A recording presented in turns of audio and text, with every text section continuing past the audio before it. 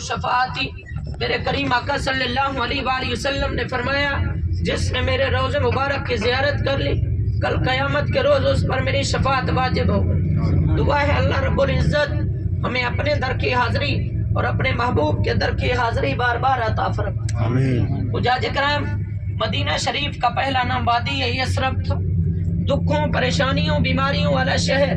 اس وادی سے پہلے کوئی گزرا بھی نہیں کرتا تھا، اگر کوئی گزر بھی جاتا تو کسی نہ کسی بیماری میں مبتلا ہو جاتا تھا۔ جب میرے کریم آقا صلی اللہ علیہ وآلہ وسلم کے قدم مبارک لگے تو مدینہ طیبہ بن گیا، مدینہ منورہ بن گیا، مدینہ مطہرہ بن گیا، یعنی کہ خوشیوں والا شہر بن گیا۔ مشکل تھے راستے آسان ہو گئے، مشکل تھے راستے آسان ہو گئے، دشمن یہ دیکھ کر حیران ہو گئے۔ جب رکھا میرے نبی نے اس وادی پر اپنا قدم مبارک تو پتھر بھی دیکھ کے مسلمان ہو گئے۔ انگوٹھی نہ ہوتی نگینہ نہ بنتا، انگوٹھی نہ ہوتی نگینہ نہ بنتا، سمندر نہ ہوتے سفینہ نہ بنتا، ظفر یثرب کی وادی پر میرے نبی صلی اللہ علیہ وآلہ وسلم کے قدم مبارک نہ لگے ہوتے تو یہ شہر مدینہ نہ بنتا۔ حجاج کرام، یہ وہ وقت تھا اس وادی سے کوئی گزرا بھی نہیں کرتا تھا۔ آج یہ وقت بھی ہے کہ پوری دنیا کے مسلمان رو رو کر گر گڑا کر دعا مانگتے ہیں، یا اللہ اس در کی حاضری کب نصیب ہوگی۔ حجاج کرام، اس جگہ پہ نصیب والے لوگ آتے ہیں، اللہ پاک جن کو 70 بار رحمت بھری نگاہ سے دیکھتا ہے اس کو 2 انعامات دیتا ہے، ایک اپنا در بھی دکھاتا ہے، ایک اپنے محبوب کا در بھی دکھاتا ہے۔ اور یہ مدینہ شریف کی مقدس زمین ہے، اس جگہ پہ نصیب والے لوگ آتے ہیں، شکل و صورت پہ نہیں ہے، پیسے پہ نہیں ہے۔ ہم نے ایسے غریب بھی دیکھے ہیں جن کا ایک وقت کا کھانا ہے دوسرے وقت کا نہیں ہے، لیکن ہر سال پہلے صف میں نظر آتے ہیں۔ جسے چاہ در پہ بلا لیا، جسے چاہ اپنا بنا لیا۔ بڑے کرم کے ہیں فیصلے، بڑے نصیب کی بات ہے۔ میرے بھائی، جتنی ہو سکے حرم شریف میں وقت گزاریے، یہ لمحے ہمارے لیے بہت قیمتی، یہ لمحے ہمارے لیے بہت قیمتی۔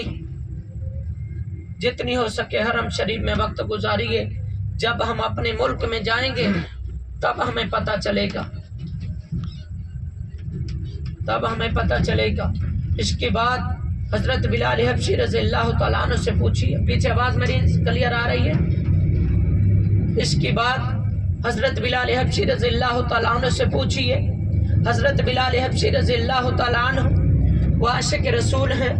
میرے کریم آقا صلی اللہ علیہ وآلہ وسلم کے وصال کے بعد مدینہ شریف کی گلیوں میں ہر ایک شخص سے پوچھتے، کیا کہیں تم نے میرے آقا کو دیکھا ہے؟ مدینہ شریف کی گلیوں میں بیٹھ کر تنہا رویا کرتے تھے۔ صحابہ کرام رضی اللہ تعالیٰ عنہ نے پوچھا کہ اے بلال، کسی چیز کی خواہش ہو تو بتائیں۔ فرمایا کہ مجھے کسی چیز کی خواہش نہیں ہے، نہ گھر کی نہ مال و زر کی، مجھے کرا سکتے ہو تو دیدار مصطفیٰ کرا دیا جائے۔ صحابہ کرام رضی اللہ تعالیٰ عنہ نے فرمایا کہ ایسا اے بلال، تو نے اس چیز کی خواہش کر دی ہے جس کے لیے ہم خود بھی تڑپ رہے ہیں۔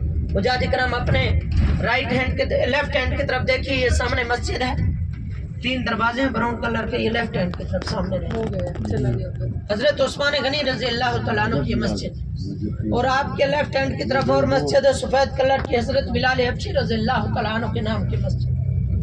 حجاج کرام، میرے کریم آقا صلی اللہ علیہ وآلہ وسلم کے وصال کے بعد مدینہ شریف کی گلیوں میں ہر ایک شخص سے پوچھتے، کیا کہیں تم نے میرے آقا کو دیکھا ہے؟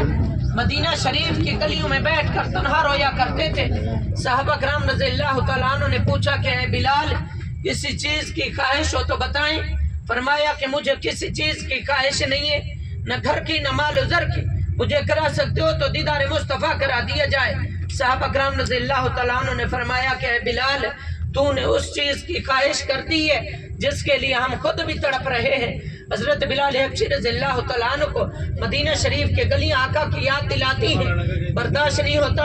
حضرت بلال حبشی رضی اللہ تعالیٰ عنہ مدینہ شریف کو چھوڑ کر شام کے شہر حلب میں چلے جاتے ہیں۔ 1 سال گزارنے کے بعد قسمت انگڑائی لیتی ہے، خواب میں میرے کریم آقا صلی اللہ علیہ وآلہ وسلم کا دیدار ہوا۔ میرے کریم آقا صلی اللہ علیہ وآلہ وسلم نے فرمایا کہ اے بلال، تو نے مدینہ کو چھوڑ دیا ہے، کیا میری یاد نہیں آتی؟ کہ مجھے ملنے کا دل نہیں کرتا۔ حضرت بلال حبشی رضی اللہ تعالیٰ عنہ کی آنکھ کھلتی ہے، حضرت بلال حبشی رضی اللہ تعالیٰ عنہ کی آنکھ کھلتی ہے تو فوراً اونٹنی پر سوار ہوتے ہیں، مدینہ شریف میں پہنچتے ہیں۔ حضرت بلال حبشی رضی اللہ تعالیٰ عنہ کی آنکھیں حضور علیہ السلام کو مسجد نبی شریف میں تلاش کرتی ہیں۔ حضور علیہ السلام نظر نہیں آتے، حجروں میں چلے جاتے ہیں۔ حضور علیہ السلام نظر نہیں آتے، قبر انور پر چلے جاتے ہیں، عرض کرتے ہیں لبیک یا سیدی یا رسول اللہ، آقا خواب میں آ کر آپ نے بلایا تھا، غلام حاضر ہے، غلام آ گئے، لبیک یا سیدی یا رسول اللہ، رو رو کر بے ہوش ہو جاتے ہیں۔ صحابہ کرام رضی اللہ تعالیٰ عنہ بہر لے جاتے ہیں، ہوش آتا ہے، صحابہ کرام رضی اللہ تعالیٰ عنہ فرماتے ہیں کہ اے بلال وہ اذان سنو جو حضرت صحابہ کرام رضی اللہ تعالیٰ عنہ فرماتے ہیں کہ اے بلال وہ اذان سنو جو حضور علیہ السلام کو سنایا کرتے تھے۔ حضرت بلال حبشی رضی اللہ تعالیٰ عنہ نے فرمایا کہ صحابہ مجھ سے یہ منظر برداشت نہیں ہوگا، جب میں پہلے اشہد ان محمد الرسول اللہ کہتا تھا، سامنے میرے کریم آقا صلی اللہ علیہ وآلہ وسلم کا چہرہ انور ہوتا تھا، اب یہ منظر مجھ سے برداشت نہیں ہوگا۔ صحابہ کرام رضی اللہ تعالیٰ عنہ نے مشورہ کیا کہ اب بلال کسی کی نہیں مانے گا، جس بلال کی آنکھوں نے دو شہزادوں کو حضور علیہ السلام کے کاندھ مبارک پر سوار ہوتے دیکھا ہے، یہ کبھی ان کو منع نہیں کریں گے۔ وہ کون ہے؟ نواس محمد عربی کے، جس کے بارے میں میرے کریم آقا صلی اللہ علیہ وآلہ وسلم کا فرمان ہے، الحسین منی وانا من الحسین، حسین مجھ سے ہے اور میں حسین سے ہوں۔ حضرت حسن رضی اللہ تعالیٰ عنہ، حضرت حسین رضی اللہ تعالیٰ عنہ فرماتے ہیں کہ بلال وہ اذان سنو جو ہمارے نانا مصطفیٰ صلی اللہ علیہ وآلہ وسلم کو سنایا کرتے تھے، آج ہمیں ہمارے نانا کی یاد ستا رہی ہے۔ حضرت بلال حبشی رضی اللہ تعالیٰ عنہ نے عرض کی کہ آقا کے شہزادوں میں آپ کی بات بھلا کیسے ٹال سکتا ہوں۔ حضرت بلال حبشی رضی اللہ تعالیٰ عنہ نے اللہ اکبر کے صدا بلند کی تو مدینہ شریف کی گلیوں میں کوہرام مچ گئی۔ حجاج کرام اپنے لیفٹ ہینڈ کی طرف دیکھیے، بالکل سامنے آپ کو باغ نظر آ رہا ہے، حضرت سلمان فارسی رضی اللہ تعالیٰ عنہ کا یہ باغ ہے۔ اس کے گیٹ کے آگے بورڈ بھی لگا ہوا ہے، ممنوع الدخول، اندر جانا منع ہے، کسی کو اندر جانے کی اجازت نہیں ہے۔ میرے بھائی یہ بند ہی رہتا ہے۔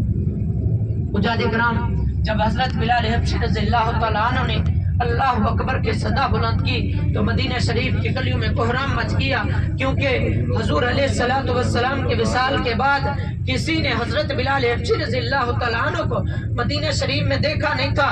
جب حضرت بلال حبشی رضی اللہ تعالیٰ عنہ کی آواز مدینہ شریف کی گلیوں میں گونجتی ہے تو مدینہ شریف کے مکین، بچے، بوڑھے، عورتیں سب گلیوں میں نکل آتے ہیں۔ چھوٹے ننھے بچے اپنی ماؤں سے پوچھتے ہیں کہ آقا کے مؤذن تو آ گئے، آقا کب آئیں گے؟ جب حضرت بلال حبشی رضی اللہ تعالیٰ عنہ نے اشہد ان محمد الرسول اللہ کی صدا بلند کی تو میرے کریم آقا صلی اللہ علیہ وآلہ وسلم کا چہرہ انور نظر نہیں آیا، بے ہوش ہو۔ اب بلال کا مدینہ شریف میں رہنا ناممکن ہو گیا۔ جب ہوش آتا شام کے شہر حلب میں چلے جاتے ہیں۔ حجاج کرام یہ محبت کا عالم تھا، یہ محبت کا مقام تھا۔ دعا ہے اللہ رب العزت ہمیں بھی حضرت بلال حبشی رضی اللہ تعالیٰ عنہ جیسی محبت عطا فرمائے اور حضور علیہ السلام کی سنتوں پر عمل کرنے کی توفیق عطا فرمائے۔ حجاج کرام ہماری گاڑی الحمدللہ مسجد قباء پہنچ چکی ہے۔ مسجد قباء ہماری فرسٹ زیارت ہوگی جو ہمارا اسٹے ہوگا۔ مسجد قباء اسلام کی پہلی مسجد ہے جو تقویٰ کی بنیاد پر بنائی گئی۔ میرے کریم آقا صلی اللہ علیہ وآلہ وسلم جب مکہ المکرمہ سے مدینہ منورہ تشریف لائے تو ہر صحابی کی خواہش تھی کہ حضور علیہ السلام ہمارے گھر تشریف فرمائیں گے۔ حضرت ابو ایوب انصاری رضی اللہ تعالیٰ عنہ اپنے گھر میں بیٹھ کر دعا مانگ رہے تھے اور دل ہی دل میں خواہش تھی کہ مغرب سے بندہ ہوں، میرے گھر حضور علیہ السلام کیسے تشریف لا سکتے ہیں۔ ادھر ہی لگا دو اس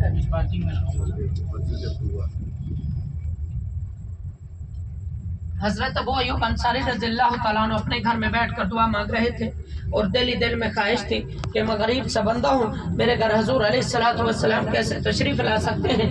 میرے کریم آقا صلی اللہ علیہ وآلہ وسلم نے فرمایا کہ میں کسی صحابی کو ناراض نہیں کرنا چاہتا، میری القصبہ اونٹنی کی رسی چھوڑ دی جائے، جس صحابی کے گھر جا کر میری القصبہ اونٹنی بیٹھے گی میں اسی کے گھر قیام فرماؤں گا۔ تو اس القصبہ اونٹنی کی رسی چھوڑ دی گئی۔ وہ القصبہ اونٹنی حضرت ابو ایوب انصاری رضی اللہ تعالیٰ عنہ کے گھر جا کر بیٹھ گئی۔ میرے کریم آقا صلی اللہ علیہ وآلہ وسلم نے وہاں قیام فرمایا اور اس مسجد کی بنیاد رکھی۔ یہ مسجد تقویٰ کی بنیاد پر بنائی گئی۔ اس کا پہلا پتھر میرے کریم آقا صلی اللہ علیہ وآلہ وسلم نے اپنے دست مبارک سے رکھا۔ اہل مدینہ والے لوگ اکٹھے ہو کر میرے کریم آقا صلی اللہ علیہ وآلہ وسلم کی خدمت میں حاضر ہوئے. عرض کیا رسول اللہ صلی اللہ علیہ وآلہ وسلم مکہ والے لوگوں کے پاس بیت اللہ شریف ہے, بیت اللہ کا طواف کریں گے, صفا مروہ کریں گے اور نیکیوں میں ہم سے آگے ہو جائیں گے. ہمارے پاس سواریاں بھی نہیں ہیں, ہم غریب ہیں, ہم کیسے جائیں گے؟ میرے کریم آقا صلی اللہ علیہ وآلہ میرے کریم آقا صلی اللہ علیہ وآلہ وسلم نے فرمایا من تطہر فی بیتی ثم اتی مسجد قباء فصلی فیہ صلاۃ کان لہ کاجر عمرہ. جو شخص اپنے گھر سے طہارت حاصل کرتا, وضو کرتا ہے اور مسجد قباء میں آ کر 2 رکعت نماز نفل ادا کرتا ہے, اللہ پاک اسے ایک مقبول عمرے کا ثواب عطا فرمائے. حجاج کرام ایک عمرہ ہم نے کیا مکہ المکرمہ میں, احرام باندھے طواف کیا. ہم خطا کار ہیں, سیاہ کار ہیں, اللہ پاک کی مرضی قبول کرے یا نہ کرے. جو ہم ابھی عمرہ کرنے جا رہے ہیں 2 رکعت نماز نفل تحیت المسجد, یہ میرے کریم آقا صلی اللہ علیہ وآلہ وسلم نے اپنی امت کے لیے اللہ پاک سے پہلے قبول کروا لیا. میرے بھائی بالکل سامنے لیڈیز کا گیٹ ہے, دوسرے کونے میں مرد حضرات کا گیٹ ہے. گروپ کی شکل میں جانا ہے, گروپ کی شکل میں واپس آنا ہے. 20 منٹ کا آپ کے پاس ٹائم رہے گا اور اترتے وقت اپنی گاڑی کا نمبر نوٹ کر لینا ہے. واپسی پہ کسی بھائی کو کوئی مشکل پیش نہ آئے, کمپنی کی بہت سی گاڑیاں ہوتی ہیں, اترتے وقت اپنی گاڑی کا نمبر نوٹ کر لیں اور اپنی گھڑی اور موبائل پہ ٹائم بھی نوٹ کر لیں. 20 منٹ کا آپ کے پاس ٹائم رہے گا.